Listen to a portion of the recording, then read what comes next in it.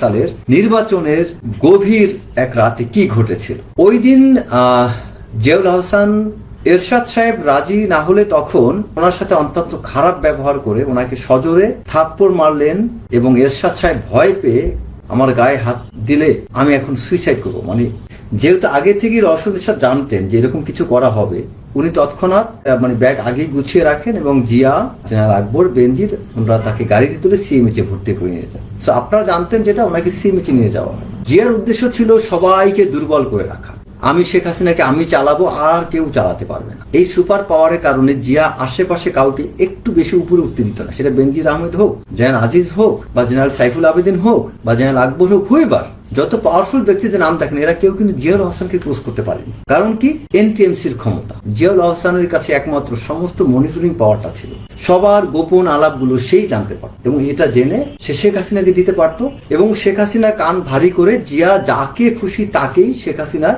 চক্ষুশূল বানাতে পারত। এই যে বিভিন্ন ব্যক্তি নিয়ে আপনারা দেখেন, ওই যে all the prime ministers man বিভিন্ন কিছু বের হয়েছে না, এই অনেকগুলো ব্যক্তির কাছে এই জিয়া নিজে এই তথ্যগুলো পাঠাতো। আমেরিকায় বিভিন্ন দেশে দেখেন, আমাদের বাংলাদেশের বিভিন্ন বিষয় নিয়ে অনেক সাংবাদিক অনেক বক্তব্য অনেক কিছু পেশ করে, অনেক তথ্য কিন্তু এই জিয়াউল আহসান তাদেরকে শেয়ার করতো, যে তারা দেশের সবকিছু নিয়ে সমালোচনা করত। জিয়াউল আহসান যে খুনি সেটাও জানতো এবং সেই জিয়াউল আহসান এই বাংলাদেশের বিভিন্ন বিষয় নিয়ে যখন কোনো তথ্যপত্র শেয়ার করতো, তারা কি বুঝতো না যে জিয়া কোন পারপাস নিয়ে করে? অবশ্যই তারা বুঝতো। যেমন কথা ইলিয়াস হোসেন, কনক সরোয়ার, তারা তাদের কাছ থেকে জিয়াউল আহসানের কাছে অনেক তথ্য পেত এবং সেটা তাদের উদ্দেশ্য পজিটিভ ছিল। সবাইকে আসসালামু আলাইকুম। আজকের পর্ব এপিসোড 3, প্রসঙ্গ হচ্ছে জিয়াউল আহসান এবং তার নির্মমতা ও নিষ্ঠুরতা। এটা নিয়ে আজকের এই মুহূর্তের পর্ব। আমি আপনাদেরকে ধাপে ধাপে কতগুলো বিষয় বলবো, সবগুলো বিষয় একসাথে আসবে না, কারণ গত 15 বছরের নির্মমতা নিষ্ঠুরতা শুধু একটি দুইটি ঘটনা দিয়ে বলে শেষ করা যাবে না। সো গত পর্বে কোর্ট পর্যন্ত শেষ করেছিলাম মুরগি জিয়া, মানে ব্রিগেডিয়ার মাহবুব হায়দার, তাকে দিয়ে জিয়াউল আহসানের উত্থান এবং সেই উত্থান কি কারণে হয়েছিল বা কিসের কৃতজ্ঞতা স্বরূপ ব্রিগেডিয়ার জেনারেল মাহবুব হায়দার জিয়াকে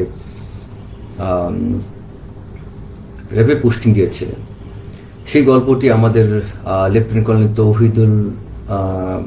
তৌহিদ চৌধুরী তিনি তার বক্তব্যে উল্লেখ করেছেন, কারণ তিনি নিজে এটার স্বয়ং জিয়ার মুখের স্বীকারোক্তি থেকে তিনি নিজে শুনেছেন। সো মাহবুব হায়দারকে তিনি খুশি করেছিলেন তাকে মুরগি সাপ্লাই দিয়ে,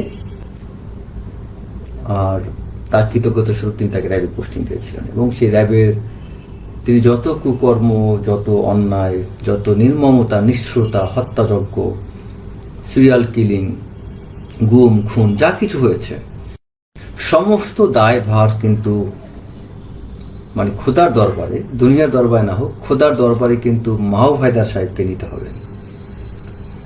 একটা আপনার হাদিসে একটা বাণী অবশ্যই সবাই জানেন যে আপনার উছিলা যদি কোনো মানুষ সৎকর্ম করে সেটা সদগায়ে জারিয়া স্বরূপ তার সব আপনি পাবেন, আর যদি আপনার কারণে কোনো ব্যক্তি যদি অন্যায় কাজও করেন তার গুনার ভার আপনাকেই নিতে হবে। সো জিয়াউল আহসান যা যা করেছে খোদার দরবারে কিন্তু আমাদের ব্রিগেডিয়ার মেজর জেনারেল মাহবুব হায়দার খান সেখান থেকে রেহাই পাবেন না, অ্যাজ পার কোরআন এবং হাদিস, দুনিয়ার জায়গা থেকে রেহাই পেতে পারেন। আচ্ছা, এখন আমরা যাই জিয়াউল আহসানের কৃতকর্মের দিকে। 2018 সালের নির্বাচনের গভীর এক রাতে কি ঘটেছিল। ওই দিন জিয়াউল আহসান হঠাৎ করে তার মাথায় চিন্তা আসলো যে 18 নির্বাচনে কি হবে এবং মাননীয় তার জিয়াউল ওই সময়ের যে তৎকালীন সাবেক প্রধানমন্ত্রী শেখ হাসিনা তিনি অনেকটা আপসেট ছিলেন। আপনারা খেয়াল করে দেখেন 18 নির্বাচনের শেষ হওয়ার আগ মুহূর্তে কয়েক সপ্তাহ আগে কিন্তু অনেকগুলো নাটকীয় ঘটনা ঘটেছিল, জেনারেল এরশাদকে নিয়ে কিছু ঘটনা ঘটেছিল এবং শেখ হাসিনা কিন্তু অনেকটা বিচলিত হয়ে গিয়েছিলেন সে সময়ের ঘটনাটা জিয়াউল হাসান কিভাবে বর্ণনা করেছে শুনেন। জিয়াউল হাসান এবং তৎকালীন DGFI DG general major general Akbar, তারা দুজন, মেজর আকবর মানে হচ্ছেন যিনি 13 লং কোর্সের, পরবর্তী লেফটেন্যান্ট জেনারেল হয়ে তিনি এনডিসি কমান্ডেন্ট ছিলেন। সো ওই জেনারেল আকবর স্যার এবং এই জিয়াউল হাসান, এই দুজন ব্যক্তি এবং সাথে ওই গোপালী সেই বেনজির আহমেদ, এরা কয়েকজন এবং র্যাবের প্রাক্তন আর্মি চিফ, র্যাবের প্রাক্তন কিছু কর্মকর্তা, আর্মি চিফ, র্যাবের প্রাক্তন প্রধান, আর্মি চিফ, দেন জাতীয় পার্টির চেয়ারম্যান, এদের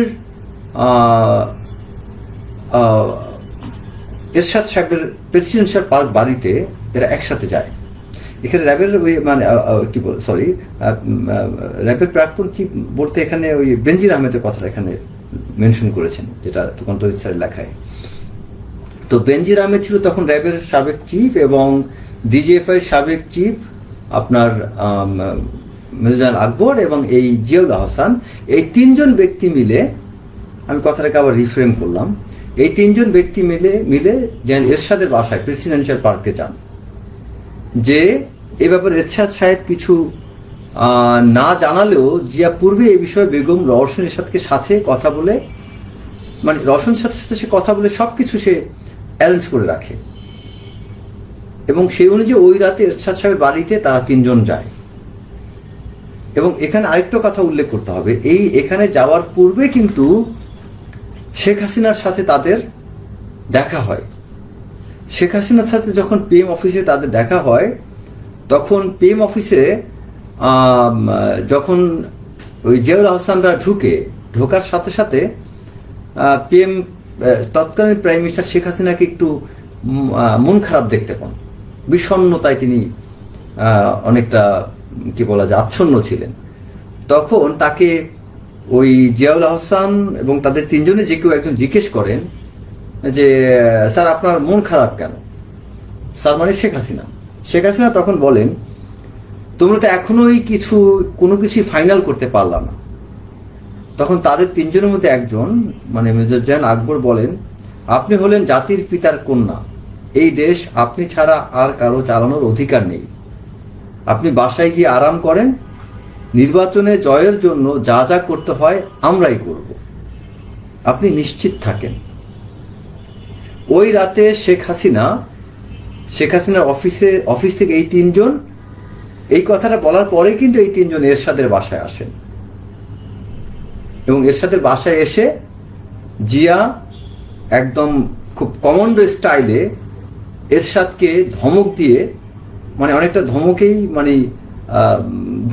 দিয়ে কথা বলেন, ধমক দেন কিছু একটা বলে। তখন ওই এরশাদ সাহেব তো তখন বয়স্ক মানুষ, 90 ঊর্ধ্ব বয়স, তিনি অনেকটা কাবু হয়ে গেলেন এবং এরপর অন্য ফ্ল্যাটে রওশন এরশাদ ছিল, তাকেও ডেকে তারা তুলে এবং তাকে সেখানে উপস্থিত করে। এবং রওশন এরশাদ আগে থেকেই জানতো যে ওখানে এরা তিনজন যাবে। তো এরশাদ একটু এখানটা বলা একটা বিষয় উল্লেখ্য যে এখানে এরশাদ এবং রওশন এরশাদ তারা দুজন কিন্তু আলাদা ফ্ল্যাটে থাকতেন। তো যাই হোক, তাদেরকে ডেকে আনা হলো এবং তখন ওই জিয়াউল হাসান এরা এরশাদকে বুঝান যে আপনি যদি নির্বাচনে যান তাহলে কিন্তু বিএনপি জামাত ক্ষমতায় আসবে, আর বিএনপি জামাত ক্ষমতায় আসলে আমরা সবাই সহ প্রায় 10 লক্ষ লোককে হত্যা করা হবে। আপনি কি চান যে বিএনপি জামাতের হাতে খুন হয়ে যায়? এরশাদ সাহেব রাজি না হলে তখন ওনার সাথে, মানে এই এরশাদ একজন সাবেক আর্মি চিফ এবং এক্স প্রেসিডেন্ট এবং একজন বয়োবৃদ্ধ মানুষ, তখন ওনার সাথে অত্যন্ত খারাপ ব্যবহার করে ওনাকে সজোরে থাপ্পড় মারলেন এবং এরশাদ সাহেব ভয় পেয়ে উনি জাস্ট এভাবে প্রকাশ করে বললেন যে তোমরা আমার গায়ে হাত দিলে আমি এখন সুইসাইড করবো। মানে তখন একটু সত্যি কথা, একটা স্বাভাবিকভাবে একজন সাবেক সেনাপ্রধান, একজন প্রেসিডেন্ট, 90 ঊর্ধ্ব বয়স, তাকে যদি চর মারা হয় তার মধ্যে তো আত্মসম্মান সর্বোচ্চ পর্যায়ে আঘাত লাগার কথা, এবং তিনি তখন বললেন যে আমি সুইসাইড করব।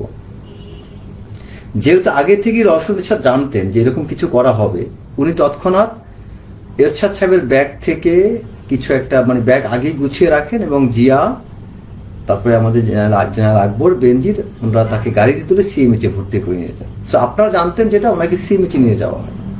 আরেকটা বিষয় এখানে আমাদের তৌহিদ স্যার যে বিষয়টা উল্লেখ করেছেন তার ভাষ্য অনুযায়ী এরশাদ সাহেবকে থাপ্পড় মেরেছিলেন তৎকালীন ডিজিএফআই ডিজি জেনারেল আকবর। সো এ ব্যাপারে আমি জেনারেল আকবর তাকে প্রশ্ন করেছিলাম, জিজ্ঞাসা করেছিলাম আমি যে স্যার এরকম একটা কথা জানতে পেরেছি যে আপনি কি জেনারেল এরশাদকে কি চর মেরেছিলেন? তো জেনারেল আকবর এই বিষয়টা অস্বীকার করেছেন। সো এই কারণে আমি কথাটা এই জন্য মেনশন করলাম, আমি ক্রস চেক করার চেষ্টা করেছি। সো জেনারেল আকবর তার বক্তব্যে বলেছেন তিনি এরশাদকে এরকম চর মারেননি।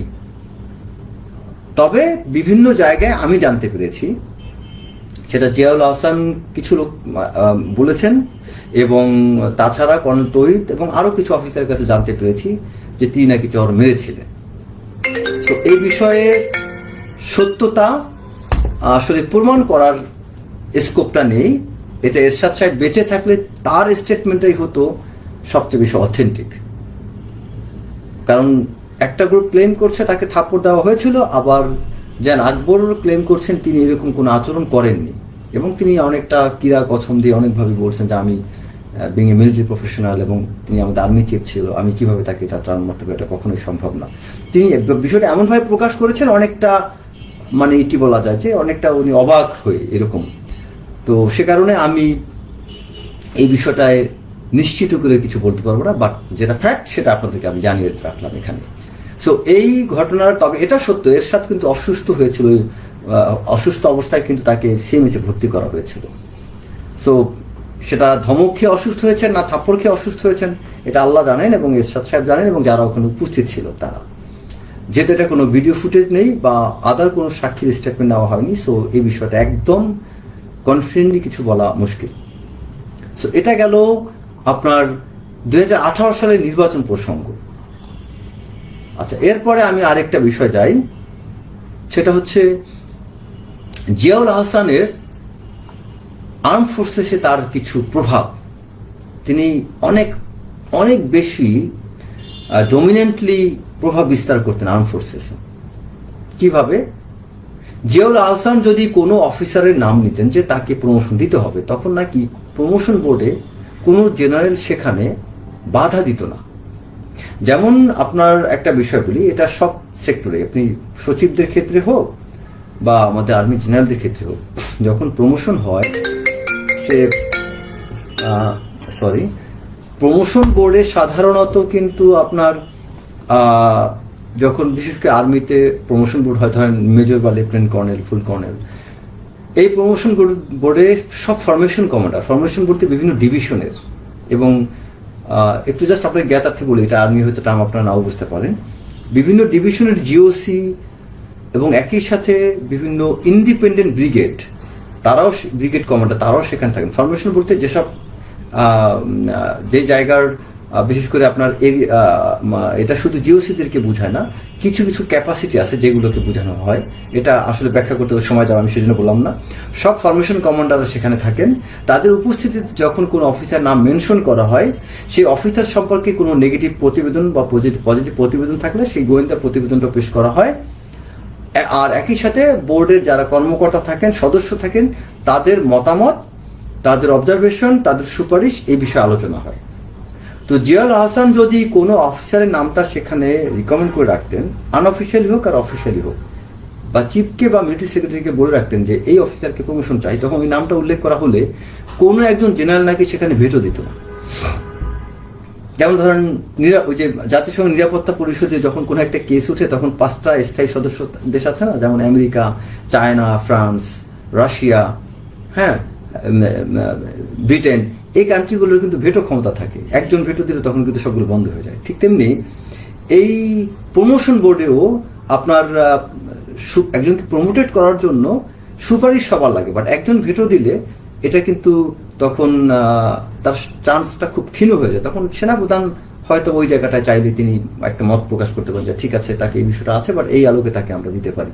তখন উনি মত দিলে সাধারণত অন্য জেনারেল তখন সাধারণত এখানে আর বাধা দেন না। তো এটা প্র্যাকটিস হয়ে আসছে। কিন্তু জিয়াউল হাসানের ক্ষেত্রে যেটা হতো যে ওনার যদি কোনো একটা বিষয় থাকতো, বা যদি কোনো সেনাপ্রধান বা কেউ যদি উল্লেখ করতো বা মিলিটারি সেক্রেটারি যে হ্যাঁ এই ব্যক্তির অমুক আছেন, এটা অমুকের রিকমেন্ডেশন, বা কোনো একবার হিন্টস দেওয়া হতো যে জিয়ার কোনো এখানে একটা হিন্টস মানে প্রভাব আছে, তখন কোনো জেনারেল নাকি সেখানে বাধা দিত না। কারণ তারা মনে করতো যদি আমি বাধা দিই এটা ওই জেনারেলের দোষ না, কারণ তাহলে জিয়ার সাথে শেখ হাসিনা, ওই যে আগের আমার বক্তব্যে যেটা বলেছি, শেখ হাসিনার সাথে অন টু অন যোগাযোগ ছিল, তখন সে ওই শেখ হাসিনাকে তাকে নিয়ে উল্টাপাল্টা কথা বলে তাকে দেখা যেত সরিয়ে ফেলতো। এরকম অনেক ঘটনা হয়েছে, অনেকজনকে তিনি ল্যাং মেরে সরিয়ে দিয়েছেন। এই যে জেনারেল আজিজ আমাদের সাবেক সেনাপ্রধান, তাকে কিন্তু অনেকটা দুর্বল করে দিয়েছিলেন এই জিয়াউল হাসান। তাকে নিয়ে যে এই যে একটা ভয়েস রেকর্ড যেটা কর্নেল শহীদের সাথে কনভারসেশনটা যে শেয়ার করা হয়েছিল, এটা কিন্তু জিয়াউল হাসান করেছিল। এবং আপনাকে আরো একটা জিনিস বলি, এটা নিয়ে আমি আলাদা একটা এপিসোড করবো। আমেরিকায় বিভিন্ন দেশে দেখেন, আমাদের বাংলাদেশের বিভিন্ন বিষয়ে অনেক সাংবাদিক অনেক বক্তব্য অনেক কিছু পেশ করে, অনেক তথ্য কিন্তু এই জিয়াউল হাসান তাদেরকে শেয়ার করতো। এখন আপনাদের কাছে আমার একটা প্রশ্ন, যে তারা দেশের সব কিছু নিয়ে সমালোচনা করত, জিয়াউল হাসান যে খুনি সেটাও জানতো, এবং সেই জিয়াউল হাসান এই বাংলাদেশের বিভিন্ন বিষয় নিয়ে যখন কোনো তথ্যপত্র শেয়ার করতো, তারা কি বুঝতো না যে জিয়া কোন পারপাস নিয়ে করে? অবশ্যই তারা বুঝতো, বাট তারা তারপর তাদের স্বার্থের কারণে সেটাকে আমি অন্যায়ভাবে দেখি না। যেমন কথা ইলিয়াস হোসেন, কনক সরোয়ার, তারা তাদের কাছ থেকে জিয়াউল হাসানের কাছে অনেক তথ্য পেত, এবং সেটা তাদের উদ্দেশ্য পজিটিভ ছিল। কারণ ইলিয়াস তো জিয়াকে নিয়ে কথা না বললে সে তো তাকে প্রশংসা করেনি কখনো, কনক সরোয়ারও জিয়াকে নিয়ে কোনো কথা না বললেও তাকে নিয়ে প্রশংসা তো করেনি। তার মানে তথ্য যেটা আসতো সেটা তো আওয়ামী লীগের বিরুদ্ধে, বাট জিয়ার উদ্দেশ্য ছিল সবাইকে দুর্বল করে রাখা, মানে I am the king of Bangladesh, আমি শেখ হাসিনাকে আমি চালাবো, আর কেউ চালাতে পারবে না। এই যে সুপার পাওয়ারটা জিয়ার, এই সুপার পাওয়ারের কারণে জিয়া আশেপাশে কাউকে একটু বেশি উপরে উঠতে দিত না। সেটা বেনজির আহমেদ হোক, জেনারেল আজিজ হোক, বা জেনারেল সাইফুল আবেদিন হোক, বা জেনারেল আকবর হোক, হুইভার, যত পাওয়ারফুল ব্যক্তিদের নাম দেখেন, এরা কেউ কিন্তু জিয়াউল হাসানকে ক্লোজ করতে পারেনি। কারণ কি? এনটিএমসির ক্ষমতা। জিয়াউল হাসানের কাছে একমাত্র সমস্ত মনিটরিং পাওয়ারটা ছিল, সবার গোপন আলাপগুলো সেই জানতে পারত, এবং এটা জেনে সে শেখ হাসিনাকে দিতে পারতো, এবং শেখ হাসিনা কান ভারী করে জিয়া যাকে খুশি তাকেই শেখ হাসিনার চক্ষুশূল বানাতে পারত। ব্যাপারটা খেয়াল রাখবেন, যে এটা কিন্তু খুব একটা গুরুত্বপূর্ণ একটা বিষয়। জিয়া যদি উইশ করতো যে আমি অমুক ব্যক্তিকে শেখ হাসিনার চক্ষুশূল বানাবো, সে পারত। একটা ম্যাজিক্যাল পাওয়ার ছিল তার এই গোপন আলাপগুলো জানতে পারার কারণে। যদি কোনো সচিব কোনো একটা নারীর সাথে কিছু একটা করতো, যদি কোনো মন্ত্রী এমপি কোনো নারীর সাথে কিছু কনভারসেশন হতো, জিয়া সেটাকে ক্যাপচার করতো, করে ওই ব্যক্তিকে ব্ল্যাকমেইল করে তাকে শাটডাউন করে দিত। এই শাটডাউনের কারণে জিয়ারকে নিয়ে কেউ কখনো ঘাটাঘাটি করতো না। সো এই যে বিভিন্ন ব্যক্তি নিয়ে আপনারা দেখেন, ওই যে all the prime ministers man, বিভিন্ন কিছু বের হয়েছে না, আসলে বিভিন্ন বাংলাদেশের বিভিন্ন প্রান্তে থাকা বিভিন্ন মানুষগুলো এই তথ্যগুলো কিভাবে পেত? সবার কথা বলছি না, এই অনেকগুলো ব্যক্তির কাছে এই জিয়া নিজে এই তথ্যগুলো পাঠান করত। সো এই আতঙ্কটা সবার মধ্যে ছিল, যে কারণে জিয়াকে কেউ খেপাতে চাইতো না। সো এক কথা আমি বলবো, এই বাংলাদেশ 15 বছর সাফার সমস্ত মানুষ মিলে যতটা না করিয়েছে, তার চেয়ে বেশি সাফার করিয়েছে এই জিয়াউল হাসান একা। এই বাংলাদেশে শেখ হাসিনার অপকর্ম এতটা দানব হয়ে উঠতে পারত না যদি এই জিয়াউল হাসান শেখ হাসিনাকে এতটা সাপোর্ট, এতটা সহযোগিতা, কুবুদ্ধি না দিত।